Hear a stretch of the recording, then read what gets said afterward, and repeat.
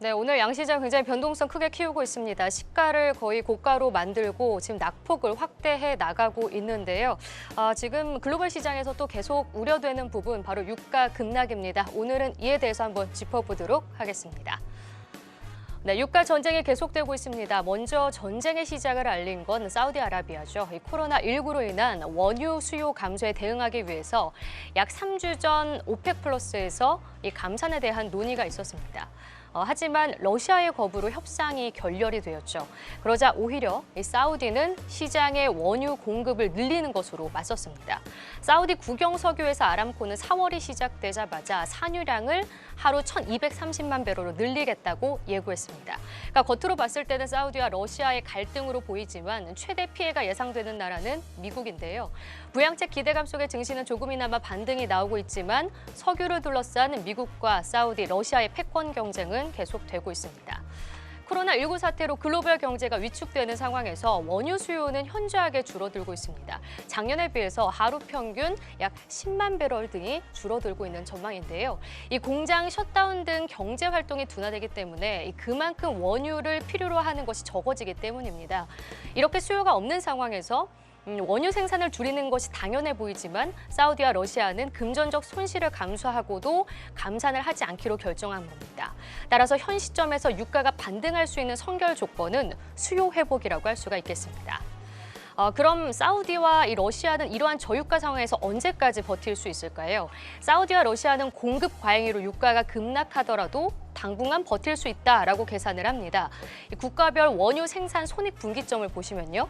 지금 러시아는 배럴당 한 18달러, 사우디는 한 8달러 수준입니다. 그러니까 아직까지 여력이 있는 건데요. 반면 미국의 셰일가스 업체들은 적어도 배럴당 한 25달러 이상을 손익분기점으로 보고 있습니다. 그러니까 유가가 더 떨어지게 되면 대규모 적자가 불가피하다는 얘기인데요. 현재 WTI 국제 유가가 20달러 초반대에 움직이고 있는 만큼 미국 셰일 업체의 손실이 심각하다는 걸 알 수 있습니다. 미국 대표 셰일가스 기업 옥시덴탈의 주가는 그야말로 폭락을 하고 있습니다. 한 달 만에 30달러가 떨어졌는데요. 지난 2월만 해도 40달러를 웃돌았던 주가가 12달러까지 떨어진 겁니다. 그러니까 최근 야후 파이낸스는 저유가로 인해서 미국 셰일 업계가 줄도산할 수 있다라고 보도하기도 했습니다. 한편 셰일업체 채권값의 폭락 여파로 미국 회사채 시장에서 트리플 B 등급 채권 금리는 큰 폭으로 상승한 바 있는데요. 이 상승폭은 2008년 금융위기 이후 가장 높습니다. 이는 유가가 낮아질 경우에 막대한 빚을 내서 셰일오일을 채굴해온 업계가 디폴트, 즉 채무 불이익에 몰릴 수 있다는 우려가 반영된 겁니다. 또한 에너지 업체들의 위험성이 부각되자 관련 대출이 많은 금융회사들도 함께 위협받고 있는 상황입니다. 그럼 국내 기업들은 어떨까요? 업종별로 살펴보겠습니다. 먼저 석유화학 업종은 단기적으로 수혜를 입을 거라 분석한 리포트가 꽤 있었습니다. 바로 원재료 가격 효과인데요. 원재료가 하락하기 때문에 2분기부터 본격히 영업이익이 상승할 것으로 예상을 한 겁니다. 유가 급락으로 인한 원가 절감 효과가 가장 큰 건데요. 원유에서 추출하는 나프타 가격이 급락하면서 NCC 원가 경쟁력이 크게 개선됐다는 걸 알 수가 있습니다. 주로 우리나라의 석유화학 기업들은 NCC, 미국은 셰일가스와 천연가스에서 추출하는 에탄을 원료로 한 ECC 산업을 영위하는데요. 그러니까 전 세계적으로 지금 석유화학 제품 수요가 부진하지만 셰일가스 감산 그리고 원유 증산에 의해서 국내 석유화학 업체들이 상대적으로 수혜를 입을 거라고 전망을 했습니다. 한편 국제유가 급락으로 해양 플랜트 시장은 급격하게 위축이 되었습니다.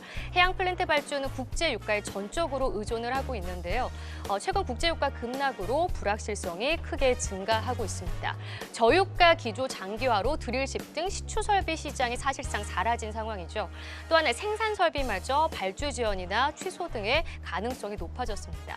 이에 따라 올해 해양 플랜트 시장의 규모와 해양 플랜트 수주액은 하향 조정되고 있습니다. 코로나 여파와 저유가 복합 악재 속에서 정유사들은 또 비상 경영에 돌입을 했습니다. 꿈의 직장으로 불리던 S오일은 창사 이후 처음 희망퇴직을 추진했고요. 현대오일뱅크는 임원급여 삭감에 나서고 있습니다. 수요 감소, 국제유가 폭락, 여기에 마이너스 정제 마진 등이 겹치면서 삼중고를 지나고 있습니다.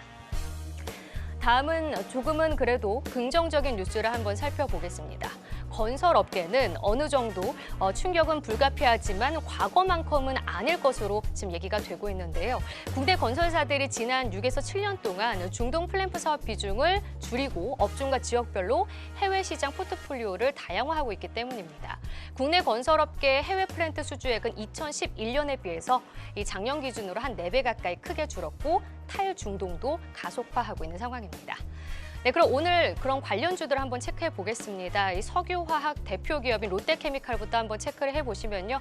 긍정적인 리포트 나오면서 오늘 장 초반에 좀 강한 모습이 있었습니다. 현재는 음봉을 떼면서 한 1.8% 상승세 16만 9천 원 등락 거듭하고 있습니다. 다음은 정유사 S-오일 보겠습니다. 지금 하락세 면치 못하고 있는데요. 0.35% 약세 5만 5,600원 지나가고 있습니다. 다음은 삼성중공업 보겠습니다. 현재 3.4%로 낙폭 좀 키워가고 있는 모습인데요. 3,690원에 등락 거듭하고 있습니다. 네, 지금까지 증시 반등에도 조금 계속 국제 유가는 불확실한 성 가운데 국제 유가 급락에 대해서 한번 짚어봤습니다.